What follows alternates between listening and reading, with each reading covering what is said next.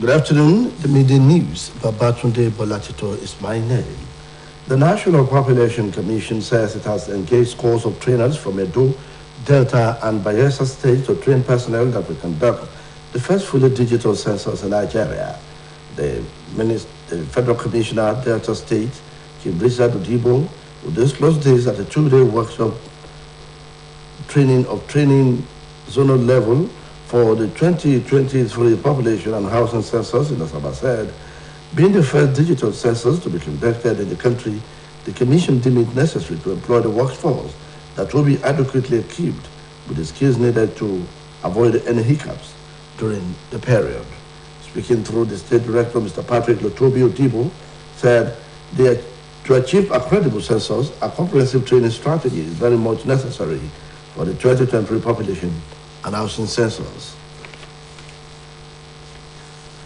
The United States government has said that Nigeria has recorded huge success and achievement in the COVID-19 vaccination, especially given the published high vaccine hesitancy and perception that the risk of contracting the disease was low. U.S. Ambassador to Nigeria, Mary Beth Leonard, stated this during the celebration of COVID-19 vaccination milestone in Abuja that at least the earliest phase of the national COVID response, the U.S. government partnered Nigeria public health experts and national leadership to navigate the storm. According to the ambassador, today Nigeria has emerged from the eyes of that storm.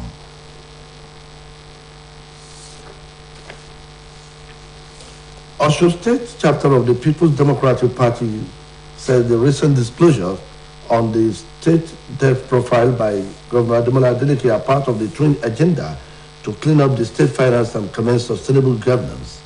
Are released by the Osun State PDP caretaker chairman, Dr. Akindele Adekunle, explained that the development is a fulfillment of Senator Adeleke's pledge to run an open government, which is the foundation for achieving good governance.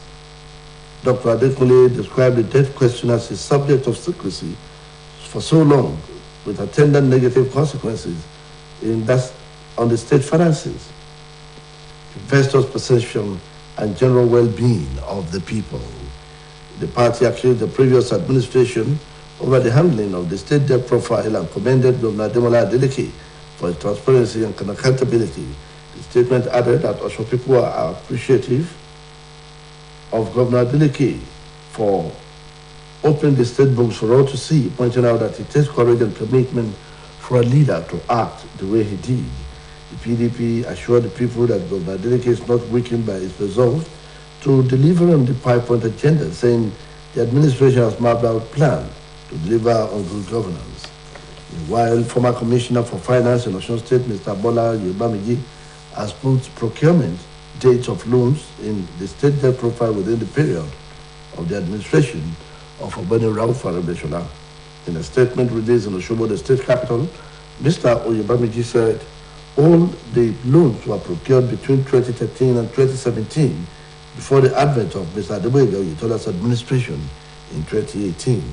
Mr. Oyebamiji, who also served as Commissioner for Finance in the second term of Arabeshola's administration, explained that the debt arising from salaries and pensions were also owed during the tenure of Obani Arabeshola in office. Mr. Oyebamiji, however, admitted that the administration of Oyetola benefited from a federal government state intervention fund to the tune of 18 billion naira. In the same vein, the Minister of Interior, who was a former governor of Osun State, has blamed the recent disclosures from the state governor, Senator Ademola Adeleke, on the administration of Mr. Adeboyega Oyetola. A statement signed by his media aide, Mr. Shola Fashure, said the situation would have been avoided if Oyetola's administration had set up a transition committee and cooperated with the then incoming governor. According to the statement, that would have allowed both parties to compare notes and prevented rancor, stating that instead of that, landmines were also created for the new government by Oyetola's administration. It has been with certainty that if the government of Ademola Adeleke takes the matter up to the EFCC, there will be problems for Oyetola's administration. While admitting that his administration took loans, Mr. Arebeshola said the two major ones he took had been liquidated, while the remaining one are long-term concessionals. Osun State House of Assembly has expressed concern over the reaction trailing the state debt profile declaration by Governor Ademola Adeleke. This is contained in a statement issued by the Chairman House Committee on Information and Publicity, Honorable Kunle Akande Oshobo. According to the release, the Assembly said it is the accredited representative from the people and it is duty bound to seek clarification and inform the citizen accordingly. It also disclosed that the House has therefore instructed appropriate agencies of government to immediately furnish it with updated details of the state debt and financial profile. The House of Assembly called on the investors and business owners not to be alarmed by the debt profile of the state. Governor Ademola Adeleke is in total to ensure even distribution of the dividends of democracy for ideal development of the grassroots. A member of Osun State House of Assembly, Honorable Adewumi Adeyemi, representing Ojokanri State constituency, gave the words of assurance by speaking before Osbc News. He speaks. Of the state, Senator Iroyin Ademola, because he has said it severally in different fora that is in full support of local government autonomy.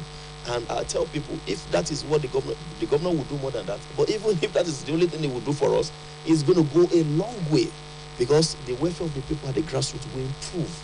People will be able to, the economy will improve, because you have given what is due to the local government, you've given it to them.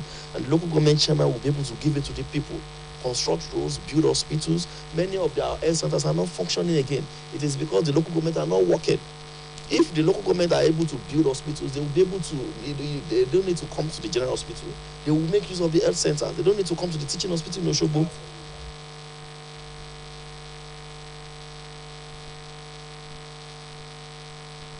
Factors militating against constitutional review has to do with selfish interests of most politicians, saying power must devolve from president to governors to other two arms of government in line with the constitution of the Federal Republic of Nigeria. It speaks for that. Different ethnic groups that we have. So everybody will want to do things that will favor them personally, you know. And also, in addition to that, political selfishness. Politicians will want to look at what will favor them personally, not looking at the collective goal. So this, I believe, is some of the hindrances that has been affecting the constitutional amendments.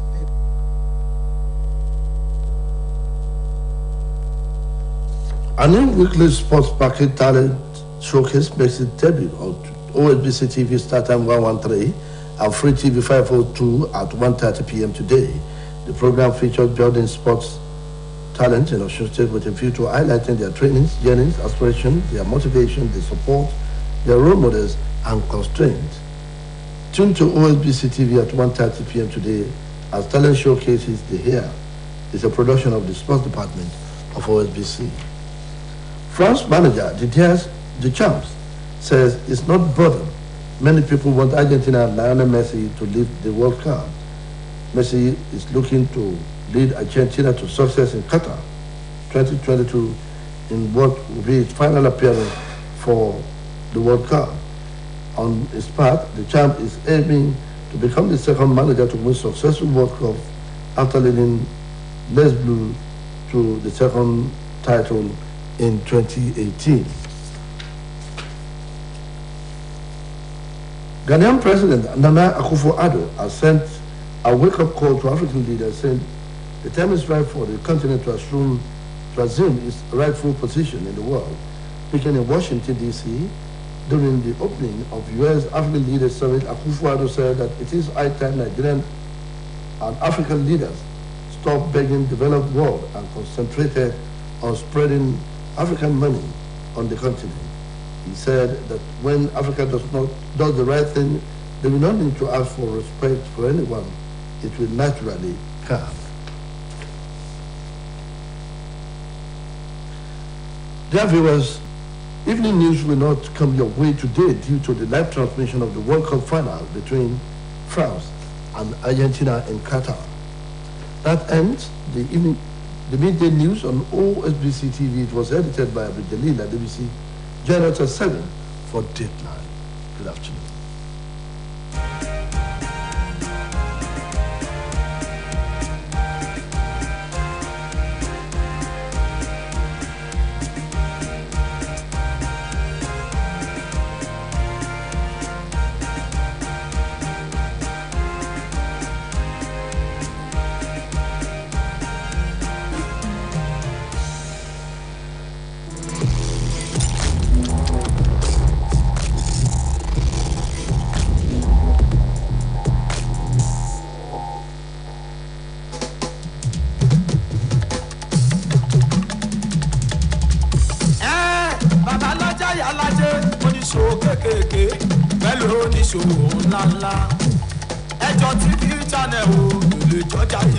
Sọ fún wọn OSBC lókè balẹ̀ yìí channel 32 UHF náà lè sọ. ẹgbẹ́ pọlọ́ ọjà wá síbẹ̀ wọn.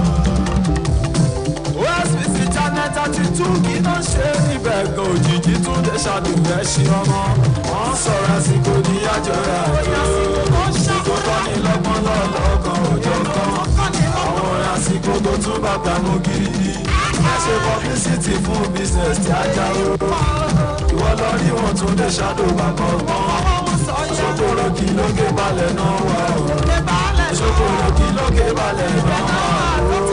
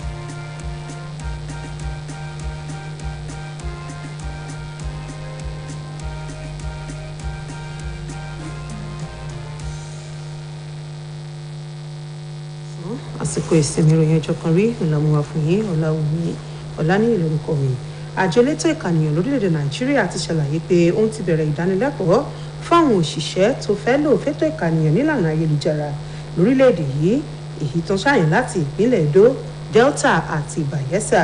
Alámòjútó àjọ náà ní ìpínlẹ̀ Delta olóyè Richard Odibo ló sọ èyí di mímọ̀ níbi ìdánilẹ́kọ̀ọ́ lọ́jọ́ méjì tí wọ́n gbé kalẹ̀ fáwọn tí yóò dá àwọn òṣìṣẹ́ náà lẹ́kọ̀ọ́ ní ìmúrasílẹ̀ fétò ìkànìyàn ọdún tó ń bọ̀ èyí tó wáyé ní Àṣàbà. Olóyè Odibo sọ pé ìkànìyàn nílànà ayélujára ni yóò kọ́ wáyé lórílẹ̀‐èdè Nàìjíríà tó sì ló ṣe pàtàkì láti gba àwọn tí yóò ṣe iṣẹ́ náà kí wọ́n sì kọ́ wọn nípa bí wọ́n yóò ṣe lo àwọn ohun èlò tí wọ́n ṣètò kí ètò náà bá lè kẹsẹ̀ járe. Alámòjútó àjọ náà ẹni tí olùdarí kan nínú àjọ òun ọ̀gbẹ́ni Patrick Lutobi ṣojú fún sọ pé tí wọ́n bá lè ṣe ètò ìkànìyàn náà ó ṣe pàtàkì láti dá àwọn òṣìṣẹ́ tí wọ́n fẹ́ lò lẹ́kọ̀ọ́ kí wọ́n lè mọ ohun tí wọ́n yóò ṣe àti ohun tí wọ́n ò gbọ́dọ̀ ṣe lásìkò ètò yìí. Ó wá mẹ́nubà ọ̀kan ọ̀jọ̀kan àfojúsùn àjọ náà lórí ètò ìkànìyàn ọdún tó ń bọ̀. Ìjọba orílẹ̀-èdè Amẹ́ríkà ti gbóríyìn fún ilẹ̀ Nàìjíríà lórí ipa tó kó nídìí ọ̀rọ̀ àjàkálẹ̀ àrùn kòrónà èyí tó mú kó ṣe àṣeyọrí aláìlẹ́gbẹ́ nídìí abẹ́rẹ́ àjẹsára èyí tó ń dènà àrùn kòrónà ní pàtàkì bó ṣe rí i pé àwọn èèyàn rẹ̀ gba abẹ́rẹ́ náà tí ìgbésẹ̀ yìí sì ti mú kí àrùn náà kó rọlẹ̀ pátápátá lórílẹ̀-èdè Nàìjíríà. Aṣojú orílẹ̀-èdè Amẹ́ríkà nílẹ̀ yìí arábìnrin Maribeth Leonard ló sọ èyí lásìkò tí wọ́n ń ṣe ayẹyẹ àṣeyọrí èyí tí wọ́n ti ṣe nídìí fífún àwọn èèyàn ilẹ̀ yìí lábẹ́rẹ́ àjẹsára tó ń dènà àrùn COVID-19 èyí tó wáyé nílùú Àbújá. Gẹ́gẹ́ bí aṣojú orílẹ̀-èdè Amẹ́ríkà nílẹ̀ yìí náà ṣe wí lójúmọ́ tó mọ́ lónìí orílẹ̀-èdè Nàìjíríà wà lára àwọn orílẹ̀-èdè tó ti bọ́ lọ́wọ́ làásìgbò àrùn kòrónà tí ayẹyẹ àṣeyọrí náà sì bẹ̀rẹ̀ láti ìgbà táwọn èèyàn yìí ti bẹ̀rẹ̀ sí ní gba abẹ́rẹ́ àjẹsára tó ń dènà àrùn COVID-19. Ó ní akitiyan àjọ elétò ìlera alábọ́dé ló ti so èso rere nítorí bó ṣe jẹ́ pé mílíọ̀nù lọ́nà ìdá mẹ́rìndínláàádọ́ta nínú ọgọ́rùn-ún ọmọ orílẹ̀-èdè yìí ló ti gba abẹ́rẹ́ àjẹsára tó ń dènà àrùn COVID-19. Nípínlẹ̀ Ọ̀ṣun ti sọ di mímọ̀ pé gómìnà ìpínlẹ̀ yìí sẹ́nẹ́tọ̀ Adémọ́lá Adélékè bó ṣe sísọ lójú iye gbèsè tí ìpínlẹ̀ yìí jẹ́ ara àti ṣe àfọ̀mọ́ ètò ìṣúná ìpínlẹ̀ Ọ̀ṣun àti kíkó àkóyawọ́ nínú ìjọba tó ń ṣe.